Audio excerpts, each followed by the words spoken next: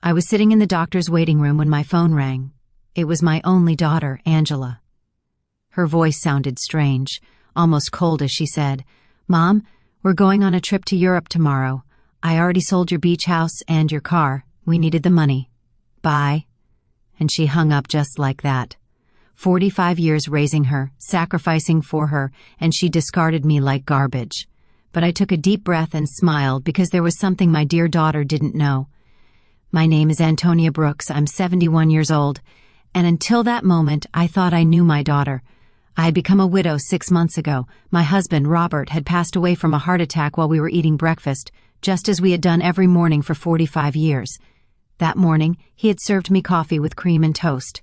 As always, he had kissed my forehead and said, "Good morning, my love." Those were his last words. Since then, Angela had been more present in my life, or so I believed. She came to visit 3 times a week. She helped me with the funeral arrangements and accompanied me to the grocery store. She even suggested I see a doctor for a general checkup. "Mom, you need to take better care of yourself now that you're alone," she'd say with that smile I thought was love. But now I understood was for convenience. The beach house had been our sanctuary for years. Robert and I bought it when Angela was 15 with a lot of hard work and sacrifice. Every summer we'd go there building memories, celebrating birthdays and Christmases. Angela would bring her boyfriends and later her husband Edward. I would cook for everyone, clean and do the laundry. It was our family tradition. I never thought she'd see it as just money. And the car, that old Ford pickup truck Robert cared for like his own child. He'd wash it every Sunday, change the oil religiously, and always park it in the same spot under the shade of the tree. Angela knew what that truck meant to me. It was the last thing I had left of him. His scent still lingered on the seats. When she hung up, I stayed there on that uncomfortable green plastic chair, surrounded by other sick people. And for the first time in months, I didn't cry. Something strange happened inside me, a calm I hadn't felt since Robert's death. Because in that moment, I remembered something I had completely forgotten. 3 days before he died, Robert had handed me a manila envelope. "Antonia, put this in the drawer of your dresser. If something happens to me, open it after a while, but only when you feel ready." I had put it away without much thought. After the funeral, with so much grief and so many arrangements, I simply forgot. But there it was, waiting for me at home. The nurse called me to go into the office. The doctor examined me and said I was in good health for my age, that I just needed to rest more and eat better. I nodded and smiled, but my mind was elsewhere. I was thinking about that envelope, about the coldness in Angela's voice, and how Edward was probably behind all of it. He had never liked me. He always saw me as a nuisance. I left the office and walked slowly to the bus stop. I no longer had a car, according to Angela. But as I waited, I couldn't help but smile. There was something poetic about all of this. My daughter thought she had left me with nothing, but what she didn't know was that Robert, my dear Robert, had always been a man who planned ahead. The bus arrived and I sat by the window. I watched the city go by. The houses, the stores, people rushing everywhere, all with their own tragedies, their own secrets. I had my own too, and I was about to discover them. When I got home, I went straight to my room. I opened the dresser drawer, and there was the manila envelope, exactly where I had left it. My hands trembled slightly as I picked it up. I could feel there were several documents inside. Robert had written my name on the front in his neat handwriting. I sat on the bed we had shared for so many years and took a deep breath. It was starting to get dark outside, and the house was filling with those familiar shadows that no longer scared me. I opened the envelope slowly, as if unwrapping a birthday gift. What I found inside would change everything. What I found in that envelope took my breath away. There were legal documents, deeds, bank certificates, and a handwritten letter from Robert. My eyes filled with tears as I read his familiar handwriting. "My dear Antonia, if you are reading this, it means I am no longer with you. Forgive me for not telling you everything while I was alive, but I wanted to protect you from worries. Over the years, I invested our savings in properties and businesses. We don't just have the beach house. We have 6 other properties, including the apartment building where Angela and Edward live. We also have shares in 3 companies that are worth more than you can imagine. You are rich, my love. You always were rich, but now you are on paper, too." My hands trembled as I looked through the documents. There were deeds to houses in different city neighborhoods, a downtown condo, a small motel on the coast, and indeed the 20-story apartment building where my daughter lived. Robert had been the silent owner for the past 10 years, but had put everything in the name of a company I didn't know about, and according to the papers, I was the sole heiress of that company. There were also bank statements for accounts I never knew existed with numbers that seemed unreal. Robert had been a bus driver for 40 years, but apparently he had also been a very smart investor. Every penny we saved, every sacrifice we made, he had multiplied in silence, and I never knew anything. In the letter, Robert explained that he had kept it all a secret because he didn't want me to worry about money or for Angela to know about our real financial situation. You know, our daughter Antonia. If she knew we had so much money, her attitude would change. I want her to love us for who we are. Not what we have, what I knew. Our daughter had left us thinking we had nothing, and in reality we had everything. That night I couldn't sleep. I walked around the house, touching the old furniture and the knickknacks Angela had always criticized for being outdated. I looked at the family photos on the wall, especially the one when she was 5 years old, sitting on Robert's lap and laughing. Where did that sweet little girl go? When did she become so cold, so calculating? The next day, early in the morning, the phone rang. It was Angela again. Her voice sounded different, softer, but I had already learned to be wary of those shifts in tone. Mom, how are you? I wanted to tell you we already transferred the money from the house and the car. We deposited your share into your account. It's not much, but it'll help you live for a few months while you look for something smaller. My share? I asked, keeping my voice calm. Yes, Mom, we obviously weren't going to leave you with nothing. We gave you 30%. That's fair, right? We need the money for our investment in Europe. Edward has an incredible business opportunity over there. 30% of my own things. How generous. I see. Honey. And when do you leave? This afternoon. Our bags are already packed. We'll be gone for at least 6 months. Maybe more if the business goes well. But don't worry, Mom. When we get back, we'll help you find a small apartment. Something that fits your needs. Fits my needs. As if she knew what my needs were. Okay, Angela, have a safe trip. Oh, Mom. I knew you'd understand.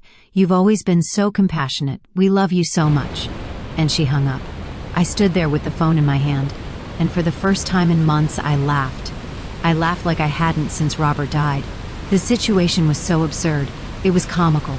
My daughter had robbed me, kicked me out of my own house, talked to me with unbearable condescension, and all to fund a European adventure that would probably be a disaster. But what bothered me most wasn't the money, it was the ease with which she had discarded me. 45 years of my life dedicated to her, of sacrifice, of unconditional love, and she had erased me from her life with a 2-minute phone call. That was what truly hurt. I checked my bank account online. Sure enough, they had deposited an amount that probably seemed generous to them, but to me was a mockery. They had sold the beach house for much less than it was worth, likely because they needed the cash quickly, and they had sold Robert's truck for a pittance. That afternoon, from my window, I watched Angela and Edward load their suitcases into a cab. He was carrying 2 huge suitcases. She had a very expensive-looking carry-on bag. I watched them laugh, kiss, and make plans. They looked like 2 teenagers excited for an adventure. They never looked toward my window, never said goodbye. When the cab drove away, I sat in the kitchen with a cup of tea and Robert's documents spread out on the table. I had to make some decisions. I could call a lawyer, reclaim my properties, and get back everything they had taken. But something told me there was a better way to handle this, a more educational way. I called Mr. Peterson, the lawyer who had handled Robert's affairs. He had been at the funeral, had given me his condolences, and had told me to call if I ever needed anything. Well, now I needed him. Mrs. Brooks, it's good to hear from you. How are you? I'm doing well, Mr. Peterson. I need to see you urgently. I found some documents from Robert that I don't quite understand. Of course, you can come to my office tomorrow morning. I'll be there. That night, for the first time in months, I slept soundly. I dreamed of Robert. He was sitting in his favorite chair reading the newspaper, just like every morning, and when he saw me, he smiled and said, "It's about time, my love. It's about time you stood up for yourself." I woke up with a strange feeling. It wasn't exactly happiness, but it wasn't the sadness I had felt for so many months either. It was something like determination. For the first time since Robert's death, I had a clear purpose. I was going to get back what was mine, but not in the way Angela expected. The next morning I got dressed with more care than usual. I put on my wine-colored dress, the one Robert always said made me look elegant. I fixed my hair and put on a little makeup. And when I looked in the mirror, I saw a woman I hadn't seen in a long time. I saw a strong woman. Mr. Peterson's office was downtown. It was an old but elegant building with marble floors and large windows. He greeted me with a warm smile, but when I showed him the documents, his expression changed completely. "Mrs. Brooks, this is much more than I imagined." Robert was a very smart man. "Look, according to these papers, you are the owner of I Know, Mr. Peterson. I've already reviewed them. What I need to know is what I can do legally." Mr. Peterson explained that everything was in order, that the documents were legitimate, and that I was the rightful owner of all those properties. He also confirmed something I had already suspected. The sale of the beach house was illegal because Angela had no right to sell it. "We can get the house back immediately, Mrs. Brooks, and we can also proceed with legal action against your daughter for fraud." "No, Mr. Peterson, I don't want to proceed with legal action. I want to do this another way. I want everything to remain a secret for now. Can you help me?" He looked at me with curiosity, but he nodded. "Of course, you are my client. What do you need?" "I need you to discreetly get the beach house back. Do what is necessary to nullify that fraudulent sale, and I need you to help me gain real control of all my properties, especially the building where my daughter lives. I understand. It will be a process that takes a few weeks, but it's completely feasible." "Perfect. And Mr. Peterson, I need no one to know I am behind all of this, at least for now." When I left his office, I felt as if I had woken up from a very long dream. I walked through the downtown streets watching the people, the buildings, the life that was going on this moment. But for me, everything had changed. I had a plan. The following weeks were the strangest of my life. Officially, I was a poor widow who had been abandoned by her daughter. But in secret, I was a rich woman silently orchestrating the recovery of my assets. Mr. Peterson worked efficiently, and every few days he would call me with updates on the progress of the legal proceedings. I decided to stay in my house for the time being. It was mine after all, although Angela probably expected me to move into a single room. Every morning I would wake up, have breakfast at the same table where Robert and I had shared so many years, and then go for a walk in the neighborhood. The neighbors would greet me with that mix of pity and curiosity they reserved for recent widows. Aurora, my lifelong neighbor, came up to me one afternoon while I was watering the plants in the front. "Antonia, dear, is it true that Angela went to Europe and left you all alone?" "Yes, Aurora, she went with Edward. They have business plans over there." "And how are you going to live, sweetie?" "We all know Robert didn't leave much money. If you only knew," I thought. "Don't worry, Aurora, I'll be fine. Do you need anything? I can bring you some food, help you with groceries. You're very kind, but I'm fine, really." Aurora looked at me with that expression I knew well. It was the same look I had received after the funeral, compassion mixed with a little relief that it wasn't her tragedy. "Well, you know where to find me if you need anything." These conversations were constantly repeated. The butcher, the baker, the lady at the corner store, everyone spoke to me with that soft tone they use with the unfortunate, and I would nod, smile, and thank them for their concern. But inside, a part of me enjoyed this performance. It was like living a double life. Mr. Peterson called me one Wednesday morning. "Mrs. Brooks, I have good news. I was able to nullify the sale of the beach house. The buyers didn't know the sale was fraudulent, so they got their money back without any problems. The house is yours again." "Excellent, Mr.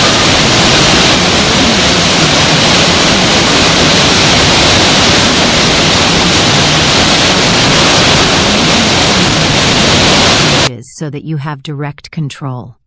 That should take another 2 weeks. Perfect. Keep me informed." After hanging up, I sat in the kitchen with my coffee and thought about Angela. She had been in Europe for 3 weeks, and I hadn't heard anything from her. Not a call, not a message, not even a postcard. To her, I had ceased to exist the moment she got the money she needed, but I knew that was going to change soon. I decided to visit the beach house. I took the bus to the coast, the same route Robert and I had taken hundreds of times. The house was exactly as I remembered it, small, painted cream-colored with a porch overlooking the ocean. The new owners had put some potted plants on the steps, but other than that, everything was the same. I sat on the curb across the street and looked at it for an hour. I remembered summer afternoons when Angela was little, running on the beach and building sand castles. Robert grilling fish on the barbecue while I made salads in the kitchen. Angela bringing friends, then boyfriends, then Edward. All those happy moments that she had reduced to a simple commercial transaction. An older gentleman came out of the house and saw me sitting there. He approached me with curiosity. "Are you okay, ma'am?" "Yes, thank you. I'm just remembering. I knew the former owners. Yes, I knew them very well. What a shame about what happened. They told us the elderly lady was very sick and needed to sell fast. We thought it was a steal, but it turns out the sale wasn't legal. We had to give the house." "Did you know them personally?" "No. We did everything through intermediaries, but they told us the daughter was handling everything because the mother couldn't." What a sad situation. If you only knew how sad it really was, I thought. "Well, I'm glad you didn't lose your money." "Yes. Luckily, everything worked out well. Although, now we have to look for another house. We like this one a lot." I left there with a heavy heart. It wasn't just the money that hurt. It was the ease with which Angela had lied about me. She had made up a story about my illness. She had used my supposed vulnerability to justify her actions. To her, I wasn't a person with feelings, but an obstacle that had to be removed. That night, I called Mr. Peterson again. "Mr. Peterson, I need you to help me with something else. I want to get Robert's truck back too. That will be more difficult, Mrs. Brooks. The truck was in your name, but your daughter had a power of attorney that allowed her to sell it. How is that possible?" "Apparently you signed that power of attorney a few months ago after your husband's death. Don't you remember?" There it was, the moment Angela had started planning all of this. I vaguely remembered signing some papers she had brought to me, telling me they were to facilitate the funeral and inheritance arrangements. I had been so confused by grief that I signed without reading. How naive I had been. "I understand, Mr. Peterson. Is there any way to get it back?" "We can try, but it will be more complicated. We would need to prove that you signed that power of attorney under deception or coercion." "Let's do it. I want to get back everything they took from me." Over the next few weeks, I developed a strange routine. In the mornings, I was the poor widow everyone knew. I would go out to buy necessities, talk to the neighbors, and keep up appearances. But in the afternoons, I became a businesswoman. I would study Robert's documents, talk to Mr. Peterson, and plan my next move. I learned things about finance I never thought I would need to know. I discovered that Robert had been much smarter than I thought. Every one of his investments had been carefully calculated. The building where Angela lived, for example, wasn't just profitable from rent. It was in an area that was rapidly appreciating. I also discovered that Edward, Angela's husband, had a lot of debt. He had taken out loans using the apartment they lived in as collateral, not knowing he wasn't the real owner. When the banks figured this out, he was going to be in serious trouble. Mr. Peterson called me one Friday with important news. "Mrs. Brooks, we finished all the paperwork. You now have total control of all your properties. I also got Robert's truck back."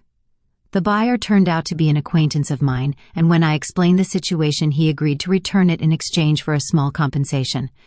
"Excellent work, Mr. Peterson. Now I need you to help me with one more thing. I want you to send a letter to my daughter." "What kind of letter?" "An eviction notice." There was silence on the other end of the line. "Mrs. Brooks, are you sure you want to do this?" "Completely sure. She decided I wasn't important in her life. Now she's going to find out how important I really am." "I understand. Do you want me to send it? To Europe?" "No. I want you to give it to her when she gets back. I have a feeling it's going to be very soon." I wasn't wrong. That same afternoon, Aurora came running to my house with fresh neighborhood news. "Antonia, did you know that Edward is in trouble with the bank? My brother-in-law who works there told me they're investigating some loans he took out using the apartment they live in as collateral. But it turns out the apartment isn't his." "Really?" "Yes. And it seems Angela didn't know anything. They're saying she's going to have to come back from Europe to sort out this mess. What a complicated situation." "Yes. And the worst part is apparently Edward lied to her about the business. In Europe. There was no business. He just wanted to escape the debts he had here." Perfect. Everything was working out exactly as I had expected. Angela had trusted Edward, had sacrificed her relationship with me for him, and now she was discovering that he wasn't the man she thought he was. That night I sat on the porch with a cup of tea and looked at the stars. Robert used to say that the stars were the souls of people who had lived a full life watching over their families from the sky. If that was true, then he was up there, watching his plan unfold perfectly. "Thank you, my love," I said to the sky. "Thank you for taking care of me even after your death." The next day, Mr. Peterson called me early. "Mrs. Brooks, I have some news. Your daughter just arrived in the country. She's at the airport alone." "Alone?" "Yes. Apparently Edward stayed in Europe. There are rumors they had a very big fight." "I see. Did you send the letter?" "I'm going to send it today. She should receive it tomorrow." I hung up the phone and stood there in the kitchen, feeling a mix of nervousness and anticipation. After so many weeks of silent planning, the moment for the first real move had finally arrived. Angela was about to discover that her mother was not the defenseless victim she believed. Angela arrived at her apartment on Tuesday night. I knew this because Aurora, who seemed to have informants throughout the neighborhood, came to tell me the next day, "Antonia, your daughter came back last night." I saw her go in with one suitcase, but she looked terrible, pale, with dark circles under her eyes, as if she had been crying the whole flight. Alone, completely alone. And something strange, Antonia, when the doorman asked her for the keys, she didn't have them. She had to ask the superintendent to let her in with the emergency copy. Interesting. Edward had the keys, which meant he had probably decided not to come back. Or maybe Angela had discovered something about him and had fled. In any case, my daughter was back, and very soon she would receive my little welcome gift. Mr. Peterson called me that same afternoon. "Mrs. Brooks, the letter was delivered an hour ago. The doorman confirmed that your daughter received it in person." "Perfect. How long did we give her?" 30 days to vacate the apartment as per legal standards." "But Mrs. Brooks, are you sure you want to do this? She is your daughter after all." "Mr. Peterson, my daughter kicked me out of my own house with a 2-minute phone call. She sold my things without asking. She treated me like garbage. Now she's going to learn that actions have consequences." "I understand. I just wanted to make sure you had considered all the implications." "I have considered them, Mr. Peterson. All of them." That night I couldn't sleep. I stayed awake imagining Angela's face when she read the letter. The initial confusion, then the disbelief, then the panic. She would probably think it was a mistake, that someone was trying to scam her. But when she called to verify, she would discover that everything was completely legal. The next day, as if she had been waiting for my call, the phone rang at 8 in the morning. It was Angela, and her voice sounded desperate. Mom, I need to talk to you urgently." "Good morning, honey. How was Europe?" "Mom, I don't have time for that right now. I received a very strange letter yesterday. It says I have to vacate my apartment in 30 days. It must be a mistake, right? Do you know anything about this? An eviction notice. How strange. From whom? From a company I've never heard of. It's called, wait, let me find the letter. Robert Investments, Inc. Do you know this company?" Robert had used his own name for the company. How poetic. "No, honey, I've never heard that name." "Are you sure the letter is legitimate? That's what I want to find out. Mom, I need you to help me. I don't know what to do." Edward left me in Europe. He ran off with another woman, and now I come back to this. I don't understand. What's happening? There was the confirmation. Edward had abandoned her, probably when the money ran out, or when he realized that the legal problems at home were more serious than he thought. Poor Angela. She had sacrificed her family for a worthless man. "I'm so sorry, honey. Where are you now?" "I'm in the apartment, but I don't know for how long." "Mom, can I come see you? I need to talk to someone. I don't have anyone else." The irony was perfect. Now that she was left without the man for whom she had abandoned me, she remembered she had a mother. "Of course, honey. Come over whenever you want. I'm on my way." I hung up the phone and looked at myself in the mirror. I had to be perfect for this performance. I put on my most conservative gray dress, tied my hair in a simple bun, and practiced my expression of a worried but resigned mother. When Angela arrived, she would see exactly what she expected to see, a poor, vulnerable widow who had been abandoned by her own daughter. Angela arrived an hour later. When I opened the door, I was surprised at how bad she looked. She had lost weight, had deep circles under her eyes, and her expensive clothes looked wrinkled and unkempt. Her eyes were red from crying. "Mom," she said, and for a moment I thought she was going to hug me, but she stopped as if she suddenly remembered how things had ended between us. "Come in, honey. Do you want some coffee?" "Yes, please." We sat in the kitchen at the same table where I had read Robert's documents weeks ago. Angela looked small in that chair, lost, just like when she was a child, and came to tell me about her school problems. "Mom, I'm so sorry for the way I left. I know I didn't treat you well. It's in the past, honey." "No, it's not. I treated you badly. I said horrible things, and now," her voice broke, "now I have no one." "What happened with Edward?" "He left with a 25-year-old hotel waitress in Paris. It turns out there was never any business in Europe. It was all a lie. He just wanted to escape the debts he had here and use the money from the sale of your house to fund his adventure." "All the debts?" "Yes, Mom. So many debts. It seems he had been taking out loans for years, using the apartment we lived in as collateral, but now I find out he wasn't the owner of the apartment. How is that possible? Here was my opportunity. I don't know, honey. Property matters are very complicated. The problem is that now the banks are coming after me for his debts. They say since we were married, I'm also responsible. And on top of that, this eviction notice. Mom, I don't know what to do. I don't have money. I don't have a job. I don't have anywhere to live." She started to cry, real tears of genuine desperation, and for a moment my mother's heart softened. I wanted to hug her, console her, tell her everything would be okay. But then I remembered the coldness in her voice when she called me from the doctor's office. The ease with which she had discarded me. The way she had talked to me as if I were a burden. "Did you talk to a lawyer about the letter?" "I don't have money for a lawyer, Mom. We spent all the money in Europe. Edward took what little was left when he ran off with that woman." "So what are you going to do?" "I don't know.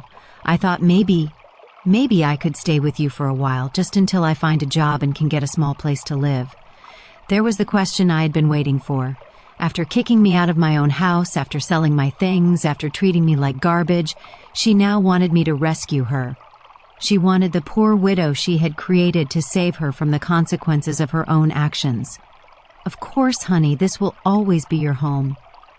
Angela looked at me with surprise, as if she hadn't expected it to be so easy. "Really, Mom? After everything that happened? You are my daughter, Angela. That will never change." She got up, and this time she hugged me.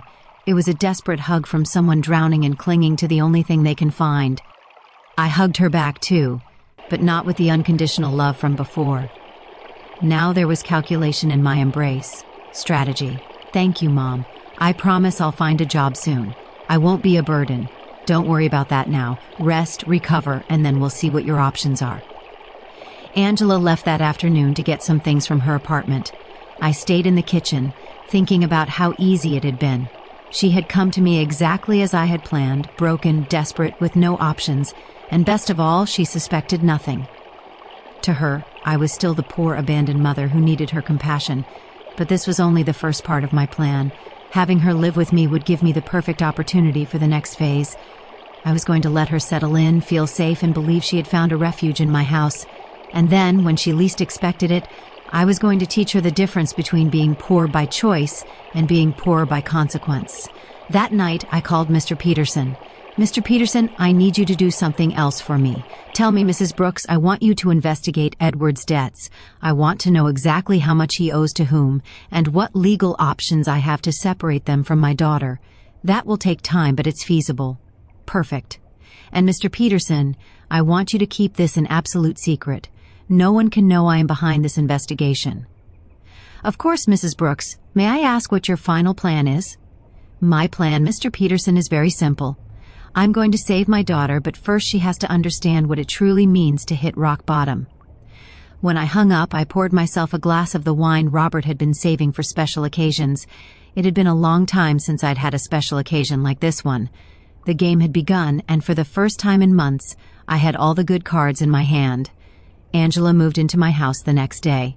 She arrived with 2 suitcases and a cardboard box, all that was left of her previous life. I watched her unpack.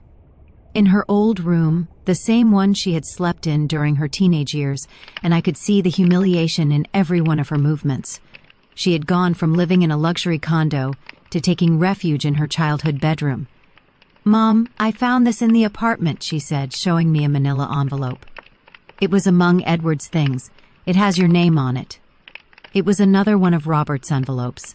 My heart sped up, but I kept my composure. My name? How strange. Yes, look. She showed me the envelope. Indeed, it had my name written on it in Robert's handwriting, but this envelope was different from the one I had found in my dresser. This one was smaller, newer. Maybe Edward found it among Dad's things when he died and forgot to give it to me. Angela said, "It's possible. Can I see it?" I opened the envelope in her presence. Inside was a short letter and a small key. The letter said, "Antonia, if you are reading this after having received the main envelope, it means our daughter is going through a difficult time. This key opens a safety deposit box at the Central Bank downtown branch. The number is 247. There is something there that can help you help her, but use it wisely. With eternal love, Robert." Angela read the letter over my shoulder. A safety deposit box? Dad had a safety deposit box. I had no idea. I didn't either. I lied. "Your father never told me about this. Do you think we should go see what's in there?" "I don't know, honey. Maybe it's better to leave things as they are. But Mom, maybe there's something important in there. Documents, or I don't know, maybe something valuable that can help us." The desperation in her voice was palpable. Angela was clinging to any possibility of finding a way out of her situation, and I was going to let her cling a little longer before I showed her the complete reality. "Okay," I said after a calculated pause. "We can go tomorrow." That night, Angela and I had dinner together for the first time in months. She had cooked, trying to be useful, but the food tasted of guilt and desperation. She told me more details about what had happened in Europe, and each story was worse than the last. "Edward lied about everything, Mom, not just the business but the debts, too. I thought he only owed a little bit of money, but it turns out he owes over $100,000. And the worst part is he used my name for some of the loans without me knowing." "How is that possible?" "He forged my signature. When I married him, I gave him some documents to handle the banking for our joint account. I never thought he'd use them for this. Do you have any way to prove you didn't know?" "I don't know. It's all so complicated. The banks say that since we were married, I'm responsible for all his debts anyway." "And the divorce?" "I don't even know where Edward is now. He just disappeared. His phone is disconnected. He doesn't answer emails. Nothing. It's as if he vanished." Perfect. Edward had run away like the rat he had always been, leaving Angela to face the consequences of her actions alone. In a way, he had done me a favor. Now, my daughter was experiencing exactly what I had felt when he abandoned me. Betrayal by someone she had completely trusted. "I'm so sorry, honey. I didn't know things were so bad." "I didn't either, Mom. I thought Edward loved me, that we were going to build something together, but it turns out I was just an easy way for him to get money and documents." Angela started to cry again. How could I have been so stupid? How did I not realize who he really was? It was tempting to tell her that I had seen the signs from the beginning, that I had tried to warn her that Edward never seemed trustworthy, but that would have broken my facade as a compassionate and vulnerable mother. "Love can be blinding sometimes, honey. Don't blame yourself." "But Mom, I didn't just ruin my life. I ruined yours too. I treated you horribly. I took your house, your truck, your things, and all to give to a man who abandoned me at the first opportunity. Now we're two poor women trying to survive because of me." "It's in the past, Angela. We'll be okay." "No, it's not. Now we're both in trouble because of my mistakes. You lost everything Dad left you, and I lost my marriage and my future. We're two poor women trying to survive." If she only knew, I thought that at this very moment I had more money than she could possibly imagine, that I was the owner of the building where she lived, that I could solve all her problems with a single phone call. But it wasn't time yet. The next day, we went to the bank. Angela was nervous, hopeful. I maintained my act as a confused widow who didn't understand much about finance.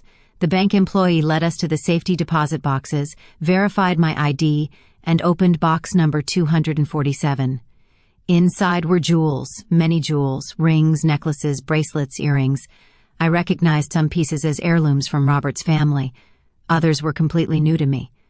There was also a letter explaining the origin of each piece and its approximate value. Angela gasped, "Mom, this must be worth a fortune." "You think so?" "Yes.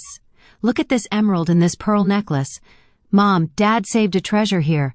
According to Robert's letter, the jewels were worth approximately $200,000. It was a significant amount, but it was nothing compared to the rest of my assets. It was like finding a few coins under the sofa when you have $1 million in the bank." "What do we do with this, Mom?" "I don't know, honey. They're family memories."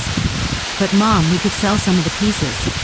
With this money, you could get your beach house back, and I could pay off some of Edward's debts."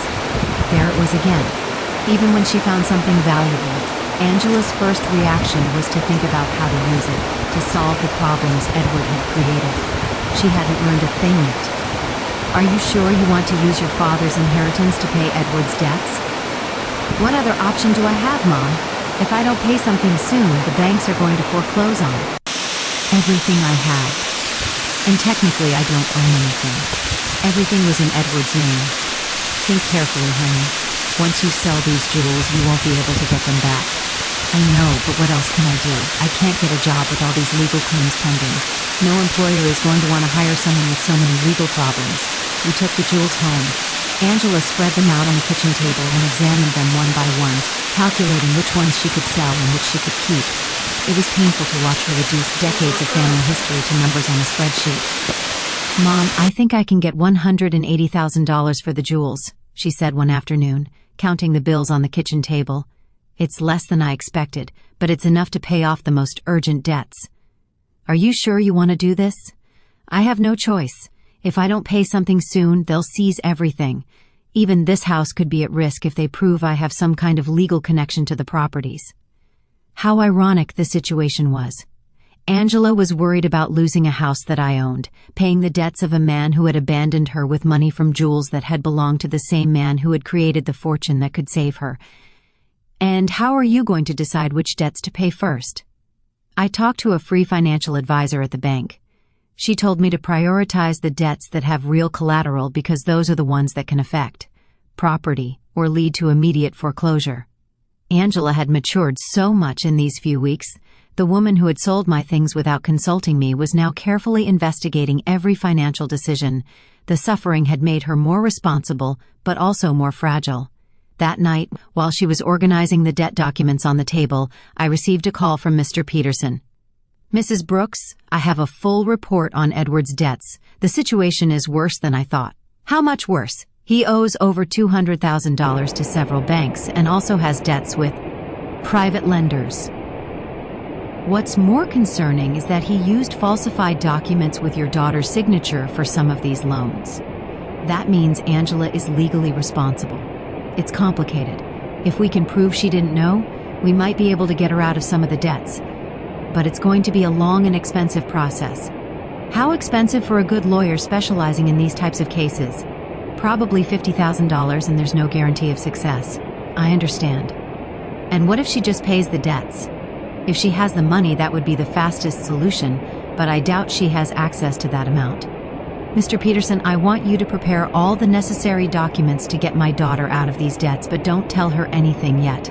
You're going to pay Mrs. Brooks. I'm going to do whatever is necessary to protect my daughter, but this has to be handled in a very specific way." When I hung up, I found Angela in the living room looking at the jewels with a sad expression. She looked lost, like a child who had broken her favorite toy and didn't know how to fix it. "What are you thinking about, honey? About Dad? About how disappointed he would be in me if he could see what I did with my life? Your father loved you very much, Angela. He would understand." "No, Mom. He taught me to be responsible, to value family, not to be selfish, and I did the exact opposite. I abandoned my mother for a man who turned out to be a liar. I sold my family's memories for money. I ruined everything he built." For the first time since she had returned, I heard a genuine regret in her voice. It wasn't just lamenting the consequences of her actions, but a true acknowledgement that she had done something morally wrong. People make mistakes, honey. The important thing is to learn from them. But how do I learn from this, Mom? How do I fix the damage I've done? There was the question I had been waiting for. Angela was finally ready to face the truth about her actions and their consequences. But it wasn't yet time to reveal my final card. First, I had to let her hit rock bottom completely. The next few days were crucial for my plan. Angela decided to sell most of the jewels, keeping only the engagement ring Robert had given me and a small necklace that had belonged to her grandmother. I watched her prepare to go to the jewelry stores, research prices, and negotiate with buyers. It was painful to watch her reduce decades of family history to commercial transactions, but it was necessary for her to understand the real weight of her decisions. "Mom, I got $180,000 for the jewels," she told me one afternoon, counting the bills on the kitchen table. "It's less than I expected, but it's enough to pay off the most urgent debts." "Are you sure you want to do this? I have no choice. If I don't pay something soon, they'll foreclose on everything. Even this house could be at risk if they prove I have some kind of legal connection to the properties." How ironic the situation was. Angela was worried about losing a house that I owned, paying the debts of a man who had abandoned her with money from jewels that had belonged to the same man who had created the fortune that could save her. And how are you going to decide which debts to pay first? I talked to a free financial advisor at the bank. She told me to prioritize the debts that have real collateral because those are the ones that can affect property or lead to immediate foreclosure.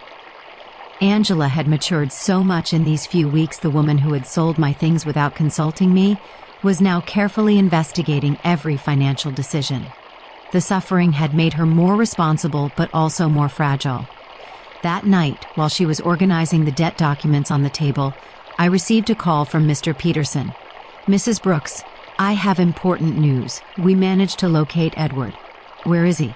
"In Paris, just as your daughter suspected. But here's the interesting part. He's trying to get French residency through a fake marriage with that young woman your daughter mentioned." "A fake marriage?" "Yes. Apparently the girl needs papers and he needs a way to stay in Europe without being deported. But the most important thing is that we found evidence that he deliberately falsified your daughter's documents with the intention of fleeing the country. That means Angela can get out of the debts. With this evidence, yes, we can prove fraud and coercion. Your daughter won't have to pay anything for what Edward did behind her back." It was perfect. I had a way to save Angela from all her debts legally without her suspecting that I had the money to do it. "Mr. Peterson, I want you to start the legal process immediately. Don't tell my daughter anything yet. I want the process to be completely finished before I tell her. I don't want to give her false hope." "Understood. This will take about 3 weeks, maybe a month." "Perfect." When I hung up, Angela looked at me with curiosity. "Who was that, Mom?" "A lady who was asking about Mrs. Davis, our neighbor on the corner." She had the wrong number. Lying had become easy.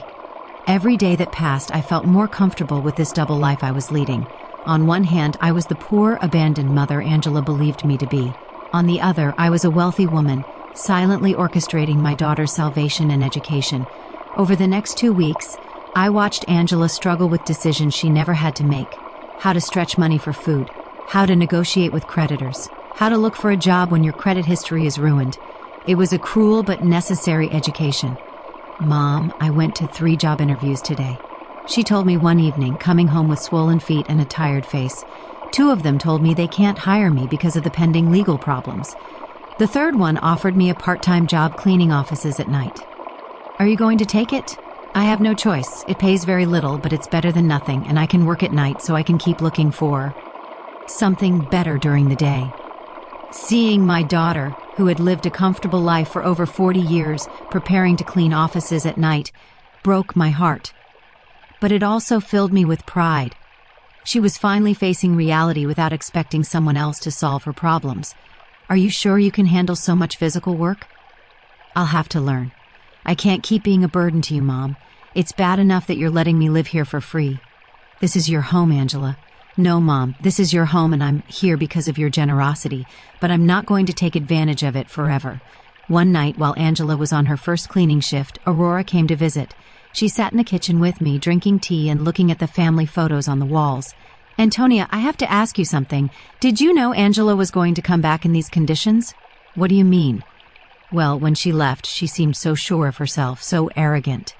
She talked about the great life she was going to have in Europe, about how successful Edward was, and now she's back, completely broken, working a cleaning job, living with you again. Life takes many turns." "Aurora, yes, but there's something else." I've been watching Angela these days and she looks different. Not just sad, but humble, as if she learned something important. Aurora had always been very perceptive. What do you think she learned? I think she learned the value of the things she had taken for granted, like having a mother who loves her unconditionally. Maybe. Aurora, can I tell you something? When Angela left and treated you so badly, many of us thought you would never forgive her. But here you are taking care of her again, giving her a home when she has nowhere to go. She's my daughter, Aurora. Yes, but not every mother would do what you're doing, especially after being treated the way you were treated. If Aurora only knew the complete truth, that I had the power to solve all of Angela's problems, but was choosing to let her suffer a little longer so she would learn the full lesson. Do you think I'm doing the right thing? I think you're doing what a good mother would do. But I also think Angela needs to fully understand what she lost when she abandoned you. What do you mean? I think she needs to value you not just as the mother who rescues her when she's in trouble, but as the strong woman who built a stable life for 45 years. She needs to respect you, not just need you. Aurora had hit the nail on the head. That was exactly the point of my entire plan. I didn't want Angela to come back to me out of desperation. I wanted her to come back out of genuine respect and mature love. And how do you think that can happen? I think it's already happening. I've seen her these past few days, Antonia. The way she talks to you now is completely different. She's no longer the daughter who gives you orders or treats you like a burden. Now she's a grown woman who is genuinely grateful to have a mother like you. That night when Angela returned from her job, I saw her arrive tired, but with a new dignity. She had earned those few dollars with her own effort, and that meant something to her. How was your first day? Hard, but not as bad as I thought. The other ladies who worked there helped me a lot. One of them, Mrs. Johnson, taught me tricks to clean more efficiently. Mrs. Johnson? Yes, she's 60 years old and has been cleaning offices for 20 years. She told me she started after her husband left her with 3 small children. She says it's not the job she dreamed of, but that it gave her independence and dignity. She sounds like a wise woman. She is. She said something that made me think a lot. She told me there are 2 types of people who end up doing this job, the ones who are there because they never had opportunities, and the ones who are there because they ruined the opportunities they did have. She asked me which group I was in, and what did you tell her? I told her the truth, that I had all the opportunities in the world, a family that loved me, a stable home, an inheritance, and that I ruined it all by following a worthless man. What did she say? She laughed and said, "Well, honey, then at least you know exactly why you're here. That puts you one step ahead of most people." Angela poured herself a glass of water and sat with me at the table. "Mom, I want you to know something. These past few weeks have been the hardest of my life, but also the most important. Why?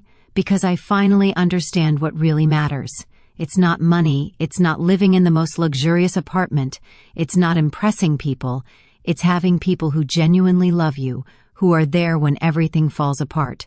Angela, no. Let me finish. You have every right to hate me for what I did to you. I abandoned you when you needed me most. I took everything Dad left you. I treated you as if you were a nuisance. And now I'm here again expecting you to forgive me and take care of me. I already forgave you, honey, but I haven't forgiven myself, and I won't until I prove that I've truly changed, that I've learned from my mistakes. Mr. Peterson called me the next morning. "Mrs. Brooks, I have excellent news. The legal process is almost complete. We can get your daughter out of all of Edward's debts." It was time. After weeks of watching Angela struggle, work, and reflect on her mistakes, the moment had finally arrived to show her that she had never been alone, that she had always had someone quietly watching over her. "Mr. Peterson, I want you to organize a meeting. It's time for my daughter to know the whole truth." Mr. Peterson arranged the meeting for Friday morning at his office. I told Angela that I had made an appointment with a lawyer who could help her with her legal problems, but I didn't explain the details. She agreed to come, although she was nervous about the cost of the consultation. "Mom, I don't have money to pay a lawyer. I barely have enough to cover basic expenses. Don't worry about that now, honey.